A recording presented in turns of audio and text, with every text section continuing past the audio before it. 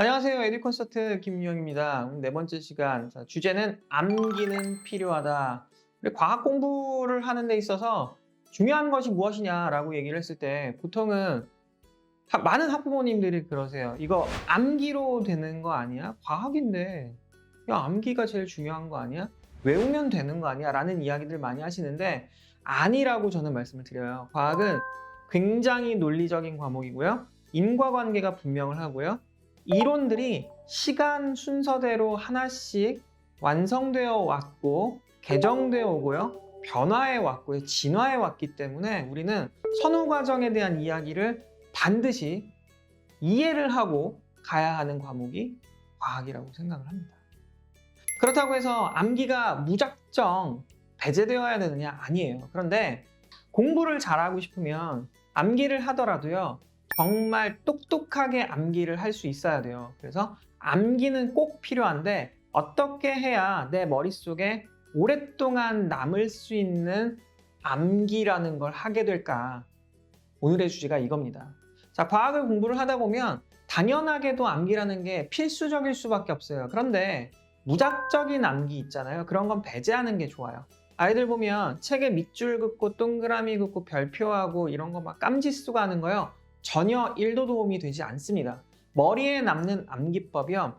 가장 쉬운 예를 들어드리면 자, 우리 이삿짐 센터들 보면 전화번호가 2424로 끝나요. 대리운전은 빨리빨리로 끝나요. 자, 그러면 그 전화번호를요. 내가 10년이 지나잖아요. 그래도 머릿속에 남아있습니다.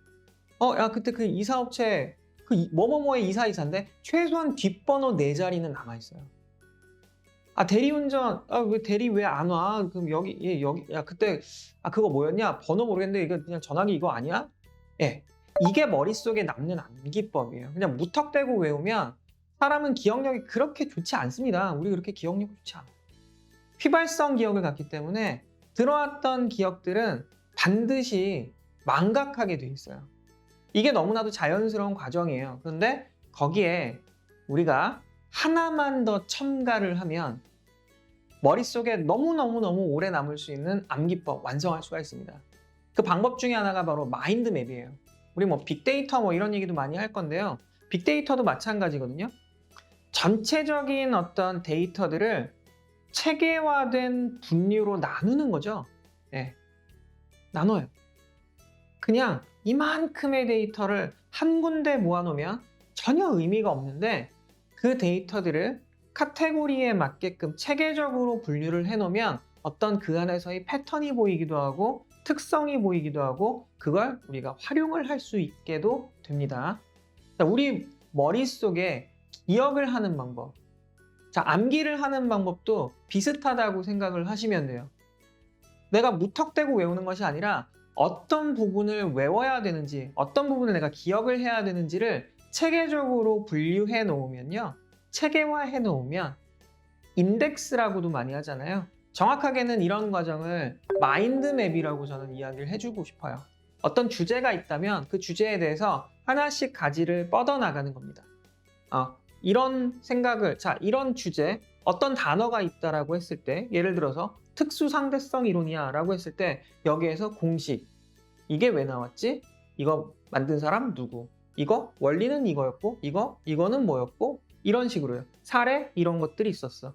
이런 식으로 분류를 해낸 이런 암기법은 머릿속에 오래 남을 수밖에 없습니다. 왜냐하면 내가 어떤 한 단어 또는 이미지를 떠올렸을 때 거기에 연관된 것들이 하나씩 따라서 떠오르게 돼 있거든요. 그런 게 마인드맵입니다.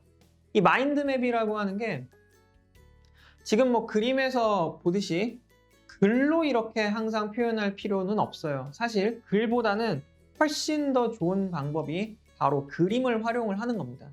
그 그림을 통해서 내 뇌에 자극을 주는 거죠. 나 이 그림 왜 그렸지? 뭐 때문일까? 이렇게 떠올리는 방법들, 이런 연상법들이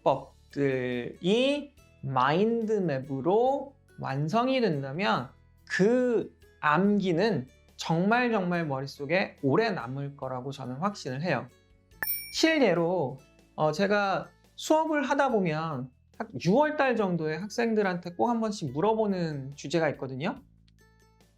북침이냐 남침이냐. 6월 25일 한국전쟁 발발했을 때 아이들한테 물어보면 누가 나쁜 놈인지는 다 알거든요.